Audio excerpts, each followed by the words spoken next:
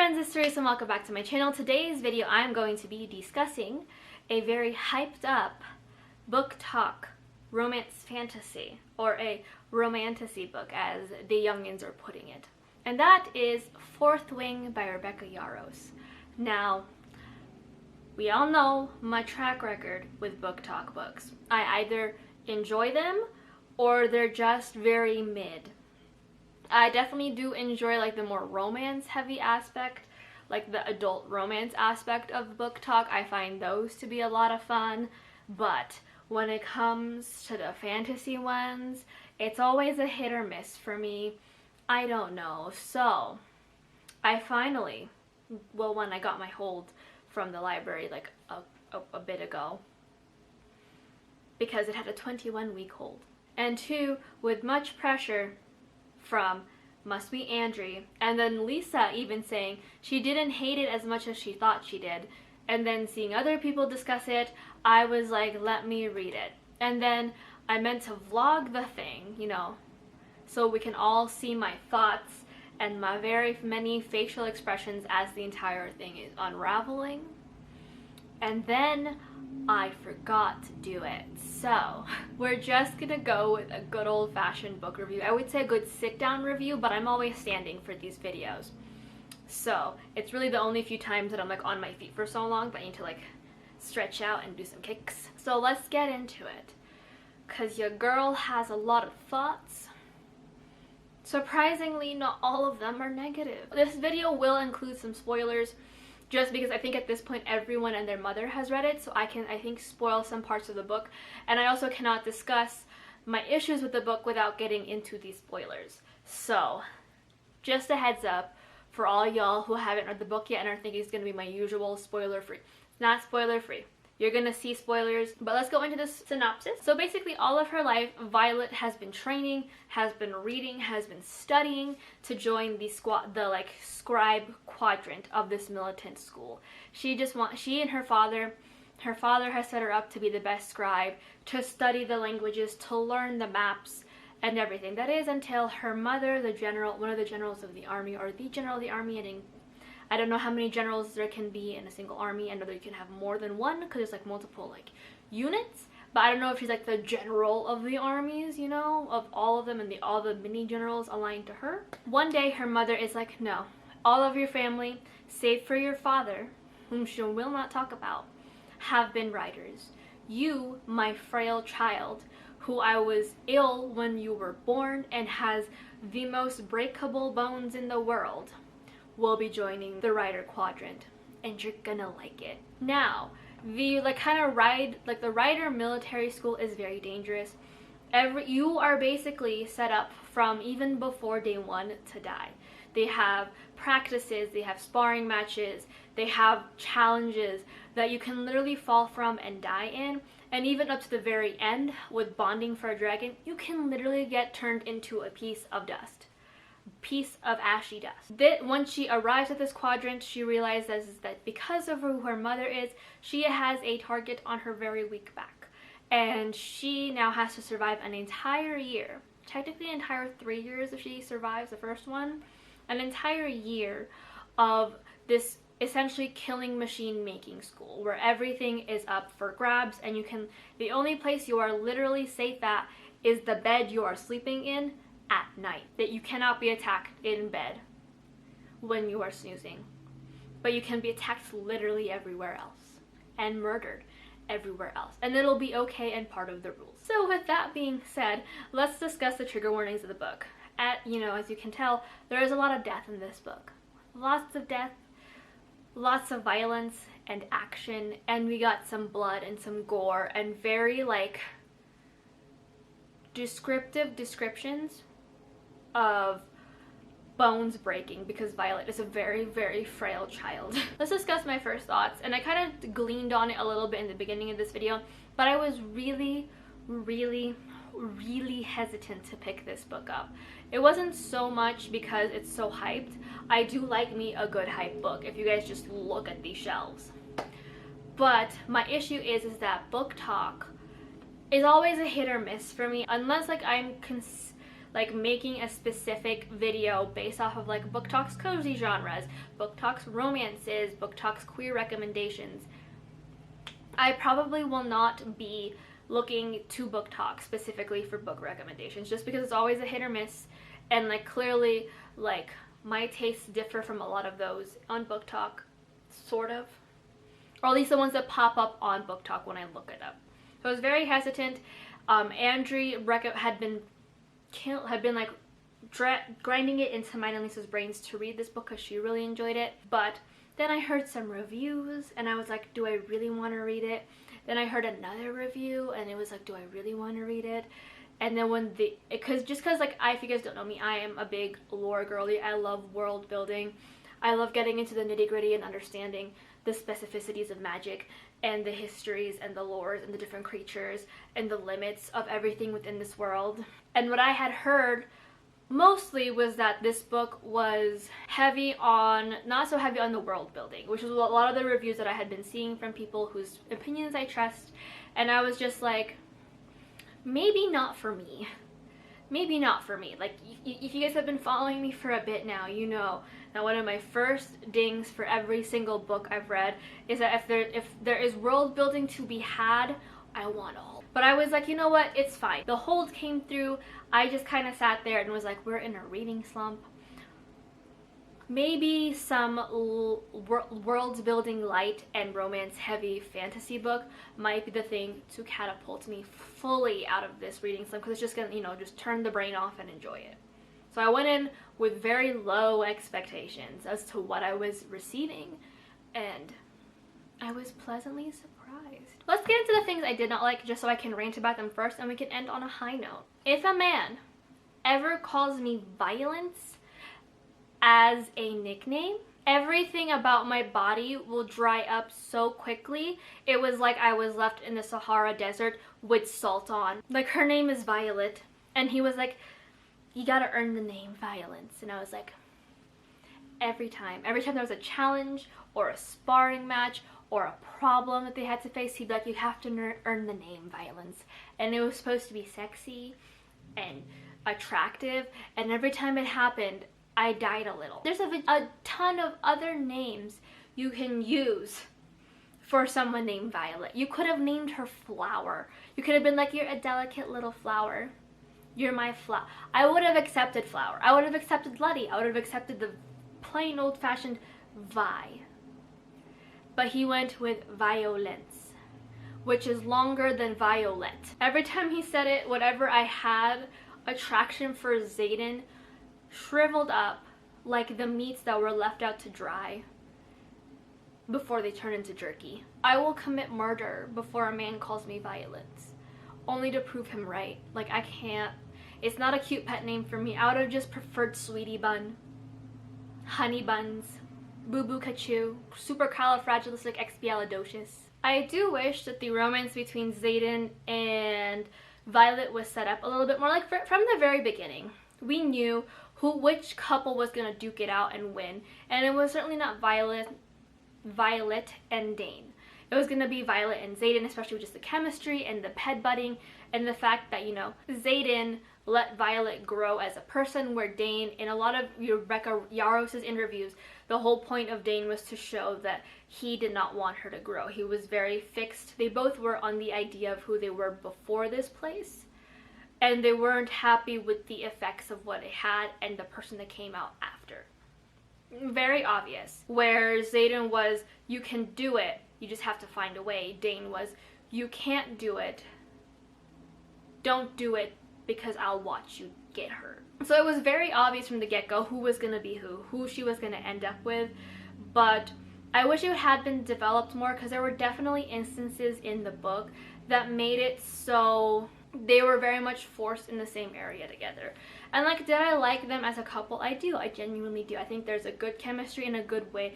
And like, I like a man who does challenge the main character and tell her she's capable of doing the things that she is struggling with. Like, Violet is very much the person that's like, you know what, maybe I can't do this. Maybe I can't. But I am gonna find a way to do it, or make it so I can do it. Zayden was very much that, and I like that dynamic. I like a dynamic of someone telling the person you can do this, you just gotta find your way, and stepping back and letting the person learn how to do these things and learn how to succeed in their own way and in a way that fits their character rather than forcing them into a box as to what they think they should do or what they think they should be capable of doing. But like I said, there were definitely a lot of instances where I felt like the scenes were set out to force them together, between like the bond of Tarn, I like saying Tarn and Sigil being mates, which makes them unable to separate from each other. The fact that he does save her from getting attacked in her sleep and does watch, and there's just a lot of things that I feel like, while I did enjoy those situations, I wanted more organic things to happen, like more organic conversations, because toward the very end, where the climactic point of the book happens and we see a lot of things and a lot of people die, people I love, Violet is the one who brings up the point that she does not know him as much as he knows her. And like, yes, that can go to say that Zayden is a very closed off person, but I would have liked that ability to open up to one another be one of those things that help them grow organically and help them become a couple, rather than forcing them into situations where they have to be in close proximity and have to kind of like enjoy, like learn to be in each other's presence, rather than having them naturally come together, which I think is better. Like, you can only do forced proximity in a enemies to lovers romance so much before it gets a little like okay, but I wanted them to naturally just find each other, and I wanted them to like learn more about each other, because like they said, they didn't really, like Violet at the end of it was like, I don't even really know you, once the climax ended and like all the dust was kind of starting to settle. So I really was like, yeah, that's a really good point, because there was not a lot of those scenes where they had like quieter moments and it was like very organic how they came together and how they came to each other. So I would have liked to have seen that, just because with all the other things happening, it was really more of a force pushing them together rather than them accepting each other, if that makes sense. Like everyone else's complaints, the world and the lore were definitely lacking. And that's not to say that it's necessary in every book. Like, if it was a shorter book, I probably wouldn't have complained as much. But what I had an issue with was that the things that were happening and the things that were being said were very much things that have to focus on lore. We have to do the research. We have to learn about the world. Like, I was left with, what was the sickness that Violet's mother was left with? Is that like well known? Is it a rare illness? How does one contract the illness? How does it affect babies in utero? Clearly it affected Violet to the point where she is physically frail, and like breaking her bones is something hard and like can happen very easily. She has like a physical alteration, which I think that if it became a TV show adaptation or a movie adaptation, Violet will be bringing back hombres, which I'm not opposed to, because I like an ombre. Like, why does a rider die when the dragon dies but not the other way around? Is it because the intensity of the pain is not enough for the rider to handle? You know, just these things that I feel like, I know it's part of a larger series, so there is potential for growth with the world building and the lore, but I feel like given how much we had to learn about this world and how much we were literally just stuck in an academic setting part of the time, we should have had time to learn and explain some concepts, like why, like genuinely want to know, why does a rider die if the dragon dies, but the dragon does not die if the rider dies? Is it because of the emotional connection? Is it because you can feel so many feelings of the dragon that the pain from that is like equivalent of like dying of a broken heart? Like, it's just those little things that it's like, yes, it's part of the overarching fear of the writers, but then where's the research that explains why? Why haven't the scribes figured out, or someone explained why this is a thing? You know, just something. I'm very picky. And then just continuations off of that, like, what does a dragon hierarchy look like? Because it was kind of somewhat explained or started to peek into when the dragon ceremony picking was taking place, and then like Tarn was like, yeah, you guys don't get to see that part. It's very dragons only. And it's like, so you guys have like a leader? Is it the leader of the army? Is it the most powerful dragon? The oldest dragon? Is it a democracy? And then in essence, this is a military grad school. So like, I wanted to learn more about like, has this military grad school has always been there? Is this country like a militant powerhouse? Is this something that got developed because of the war that happened? What is the cause of the war? were there not enough writers in the beginning, and that's why they created a school to do it. You know, all of these things that I was just like, I just need to know this one little piece of information and it'll explain everything to me and I'll be happy. Like, does the school have modern technology? I never noticed if there was like lights or like running electricity or water, or if it was run by candle lights and like fire. Like, it's just like the little things that I was like, when I was like reading it, I was like, okay, it's pitch black, but then where does the light come from when you're trying to wander through the halls? Or like the idea that the school is creating killers who are allowed to kill inside this unit, but then like when you graduate, you're supposed to act as a cohesive unit with people. So how does this school expect you guys to act as a cohesive unit when y'all just spent 3 years killing each other, watching people be killed, or watching people kill and or be killed? Like, how does that create a cohesive unit at the end? Or does this kind of behavior follow them into the hierarchy to become the generals, the leaders of the army, the heads, I don't know army terms, the lieutenants? You know, where does this go? How does it get there? Those little questions that, like, you know, like when you're reading it and you're having fun, you're not thinking about it too much. But then like the more you sit with it, the more you're like, well, that's a really simple thing to maybe add in the future, in a future set, or maybe add in a moment where they're talking about it because someone's in the army, or because like Mira's in the army and they visit her. Something where they discuss how these patterns break or continue, or even what to expect. Just like little yes and no's sprinkled here and there that would have fleshed out the world a little bit more. Little details that I think got lost in the attempt of, again, pushing the romance aspect, which isn't a bad thing. But definitely, again, as a lore girly, I was like, why are we missing these questions? There were also definitely some random moments where I was very much like, what the frick is this? What the frick is this?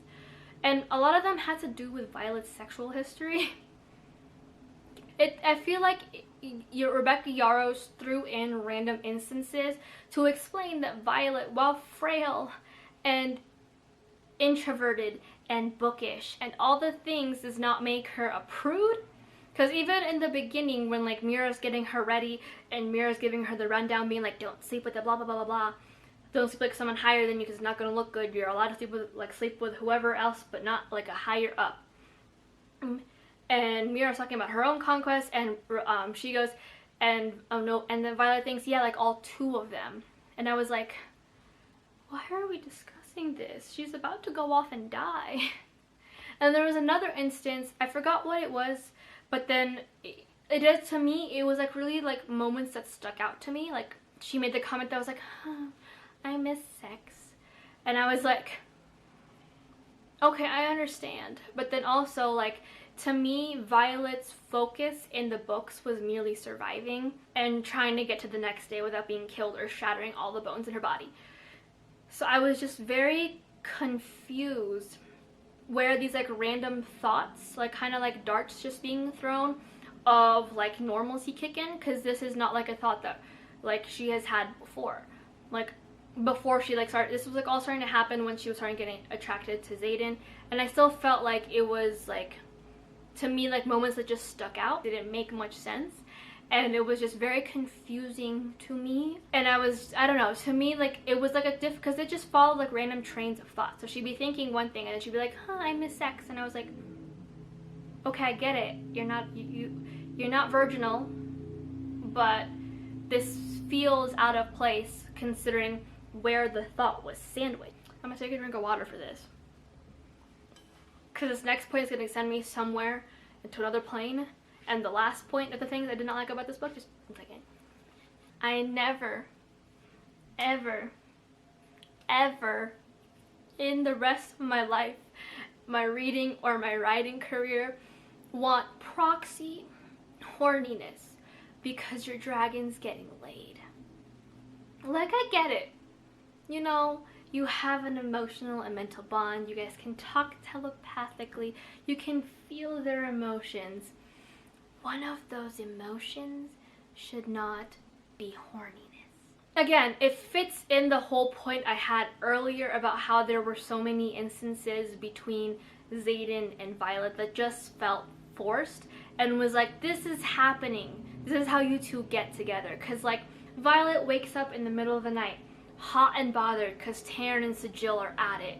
And they're just, like, trying to make them dragon babies. So she wanders. And who does she find during this horny, heated moment but Zayden? And Zayden's like, you just gotta learn how to block it out. And she's like trying to get really hot, like trying to really just get in his pants. And he's like, pump them brakes, girly pop, because you are not in the right headspace for this. It is not consensual. And it was like the moment where I was like just horrified that this was happening, and then very much self-aware of how she was trying to paint Zayden, because I was like, the back of my head was like, oh, that's sweet, he cares about her layer of consent in this situation where she genuinely does not have any control over the physical feelings that she's feeling because her dragon's getting laid, so she has to proxy feel it. But it just, when the scene was done and over, I sat there like, I need to take a shower, because this was like on so many levels just weird and icky to me, that she like that you have to feel when like your dragon's getting plowed. Like, it definitely felt like a scene that did not need to be in there, and definitely a scene that was created to, again, really hammer it into the audience that Zayden and Violet are gonna happen. And it's like not even within their own like reasoning.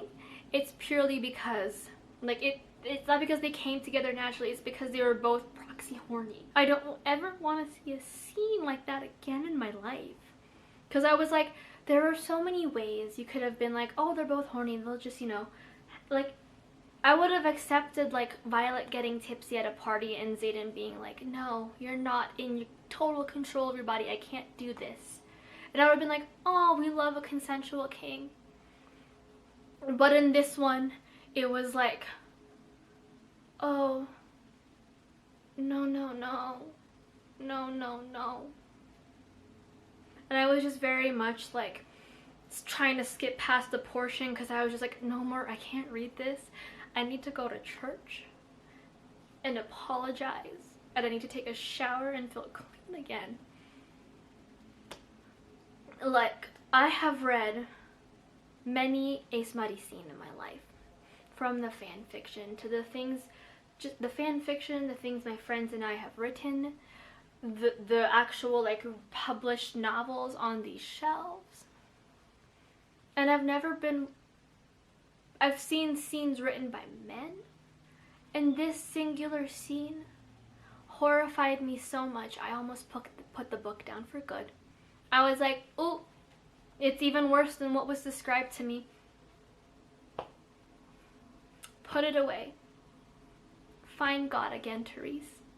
Let's move on to the good things that I did enjoy about this book, which I was like, surprised by. I didn't think I was going to find a lot of good things that I enjoyed about this book, but I did. I liked this book, the good parts about this book a lot, more than I thought I was going to.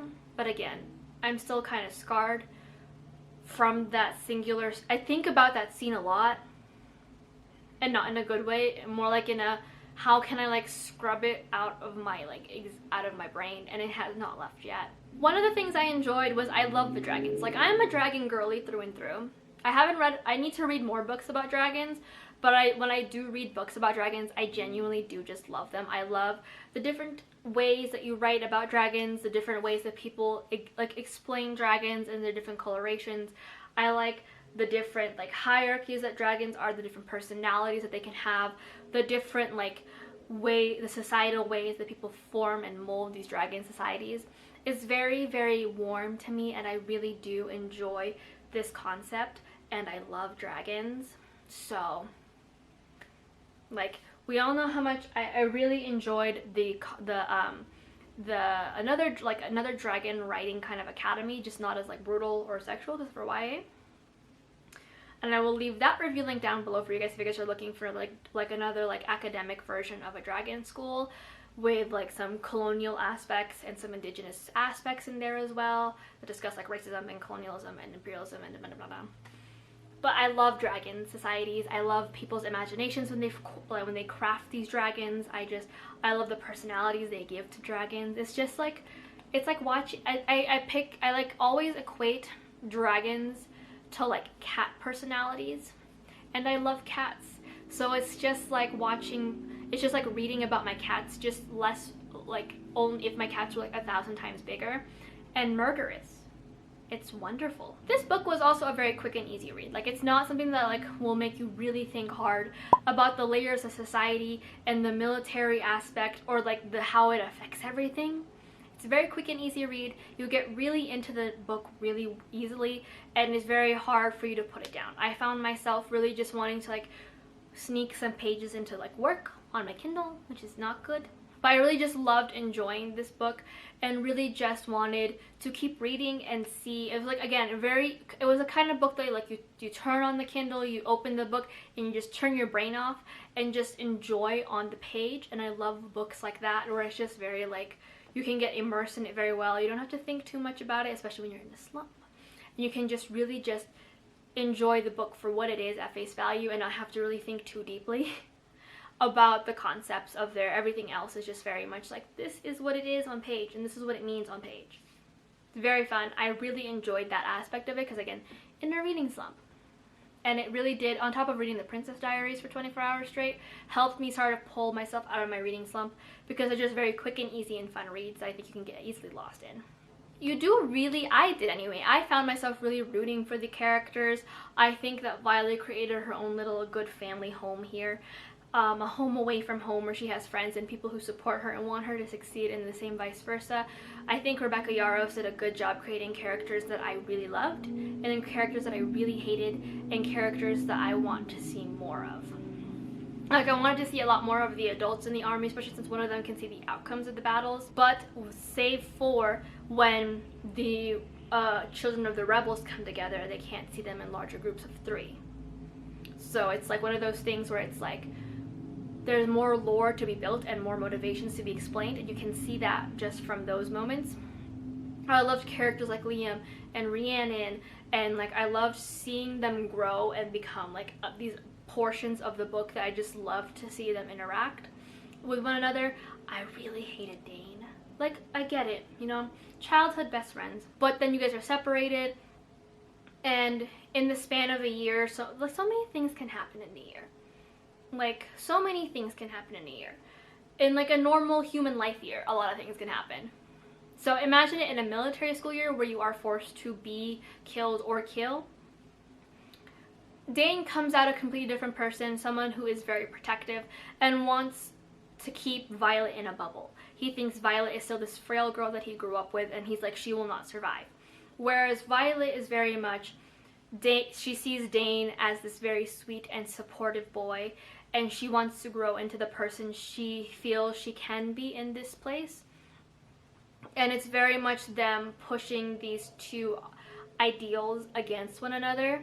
And Dane just sucks. Like, I get it, you know? You come in, you see the girl that you grew up with start to, like, grow up, and you haven't seen her do that, and you're like, oh, I can't do this. You have to say this person forever. My person forever. But like the way he does it is just very much like, you are an object that I can keep safe, like a snow globe. I can keep safe and tucked away here, and this is where you should stay. And it was annoying. Dane gave me Gale vibes from the Hunger Games, which makes sense considering he does betray them in the end of this first book. I even pictured Liam Hemsworth the entire time I was reading this book. Not as a diss to Liam Hemsworth, but just because of Gale and Dane. And it's the same thing. They both have 4 letters in their name. And the childhood best friends who turns out to be a dick. And even Zayden, while characteristically the bad boy, and like I said, we don't get to learn a lot about Zayden through Violet's eyes, like her descriptors. It's very much in between the lines of what characters say about him, because Violet doesn't seem to ask a lot of questions. It seemed to like, she's always very much like, I don't want to pry. And I'm like, that's fine. Pry. You are in this man's bed. You are wearing his things. You have seen each other naked. I think you are allowed the ability to start asking questions. Pry. But you can see a lot of like Zayden as a person, in between the lines of how he protects Violet, of how he protects the people like him, like the other rebels' children, and the lengths that he goes through to protect the people that he really cares about in his family. And I really enjoy that about him, that like, while Violet may not seem to know a ton about this character, and like in some cases I also agree she does not, but the way that the other characters describe him to Violet tells the reader a lot, and whether or not Violet wants to do anything with that information is up to her. And clearly by the end of the book she hasn't really been paying that close of attention because she just finds him really attractive. So I'm hoping that in the future books we'll see more of Violet seeing who Zayden is behind his persona, because it seems like all the characters have high, like, I don't even know Zayden that well. I wouldn't say that I am in love with this character, or like, you know, the way that I have been with other characters where I'm like, yeah, bad boy for life. But I would say that I would probably be in the same boat as a lot of the other characters and follow Zayden to the ends of the world, not because I love him, but because of how other characters have described him, and how like I can see the potential for him to be a very strong character in this series, and not just because he is one of the main love interests and one of the title characters, but because of the descriptions that have been around him. I can see him being kind of, I can see where he will end up in the series, and I like what I'm seeing. And that's solely based on like how much the other characters would easily follow him into battle and die for him. And I think that like, well, Violet doesn't really want to accept it. There are a lot of layers to Zayden that I want to see. I thought that a lot of the action scenes were written really well. I was very enthralled by the fight scenes in the very end of the book between them and the Venin? The sparring matches, the descriptive aspects of the main, what is it? It starts with a P. The parapet, which like, part of me feels kind of stupid because I imagined the parapet to be like a house, like a gigantic mansion that's just like kind of like abandoned, or like you know, like how a parapet looks, right? But some people have been drawing it like a gigantic canyon, so that kind of makes sense. But then the concept of it being on a house and it being slippery, like a point, also makes more sense to me, because I don't know. But I like those scenes. I think they get the heart racing, and aside from user error, they got the heart racing, and I felt myself really immersed in those scenes. I also think that the ending of the book, very last point, the ending of the book was like a twist at the end where we find out that Brennan's alive, is like a lot, but then also was like kind of hinted at throughout the book. We see Zayden at the very beginning be like, I know a better poison dealer, and I was like, well, why the frick would you say that? It's not like her brother's alive or anything, right? Then at the very end, where they're like, no, we have to take her to him, she's dying, blah blah blah blah, I was like, oh, he's alive, and then you find out he's alive, and I was like, oh, he's alive. Where does this go? Where does this lead? Why is he with the rebels? What's going on? So I think that the ending was properly written in the way that it kept the book moving forward, and very much like me intrigued to see what happens next. Time for my rating and my overall thoughts. I gave this a 4 to 5 stars. I think this book is a really fun read, and I liked being able to just like immerse myself in a book and just like turn my brain off and really just enjoy it. But the biggest dings for me are the things I rated that I mentioned in the things I did not like. Because again, lore girly, and I just need to know, do they have like a light they can turn on and off? Do they have to light a candle? Do they have showers? Are they all just baths? Do they need to heat? But I'm interested to see how these ideas develop in the next book, which is Iron Flame. I think it's Iron Flame. That's coming out in November. But we will see kind of what happens from there, and whether or not I will like the series moving forward to continue reading on with them. But I'm very intrigued because I did enjoy this book, but again, lack of world building. So would I recommend? Yes, if you are in the mood for a very easy read, something you don't have to really put too much thought into, and it's just something that's like has a romance you can like turn your brain off kind of situation. But if you are like me and you do really value world building, and you're gonna just like really not like the fact there is not a lot of world building in this book, then maybe probably not the book for you. but I enjoyed it because I got to turn my brain off for a second. But if you like having your brain on like running all the time when you're reading, probably not it. But I like the book, and I'll be continuing on with the series to see how this pans out and what happens. That is it for my thoughts on The Fourth Wing by Rebecca Yarros. If you guys like this video, let me know in the comments down below. If you guys want me to do like a vlog where I read the second book when it comes out, also let me know in the comments. But until next time, hit like, subscribe, and comment. If you guys want me to read a book, review a book, review a book, or of any kind, let me know.